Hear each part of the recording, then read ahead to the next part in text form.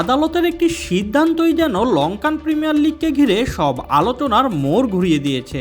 মাঠের খেলা শুরুর আগেই যখন একজন ফ্র্যাঞ্চাইজি মালিকের নাম জেলের খাতায় উঠে যায়, তখন প্রশ্ন উঠতেই বাধ্য, ক্রিকেটের আড়ালে ঠিক কী চলছিল?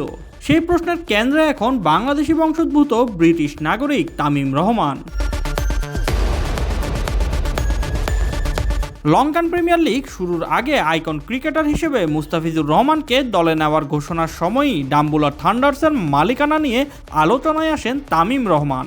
কিন্তু সেই আলোচনা খুব দ্রুতই গড়ায় গুরুতর অভিযোগে। ম্যাচ ফিক্সিংয়ে জড়িত থাকার দায়ে 2024 সালের 22 মে তাকে গ্রেফতার করে লঙ্কান কর্তৃপক্ষ।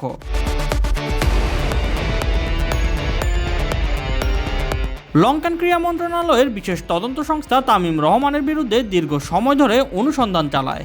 মাঝপথে জামিন পেলেও শেষ পর্যন্ত আদালতের কাঠগড়ায় দাঁড়িয়ে ফিক্সিংয়ের অভিযোগ স্বীকার করেন তিনি। এরপরই শ্রীলঙ্কার একটি আদালত তাকে 4 বছরের কারাদণ্ড দেন। শুধু জেলই নয়, তামিম রহমানকে দিতে হচ্ছে বড় অঙ্কের জরিমানাও।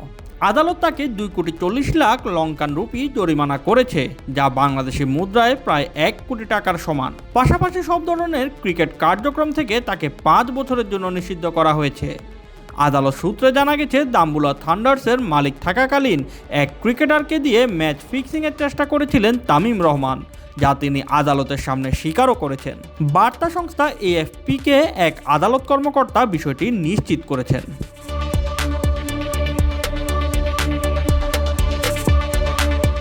ফিক্সিংয়ের অভিযোগে শুধু তামিম রহমানই নন, ডাম্বুলা থান্ডার্সের টিম ম্যানেজার পাকিস্তানের নাগরিক মুজিবুর রহমানের বিরুদ্ধেও ব্যবস্থা নেওয়ার নির্দেশ দিয়েছে কলম্বো হাইকোর্ট। তার বিরুদ্ধে গ্রেফতারি পরোয়ানা জারি করা হয়েছে।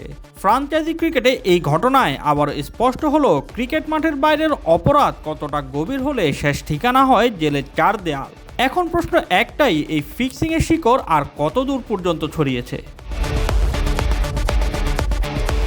Shoaib Shams, BD Sports Time।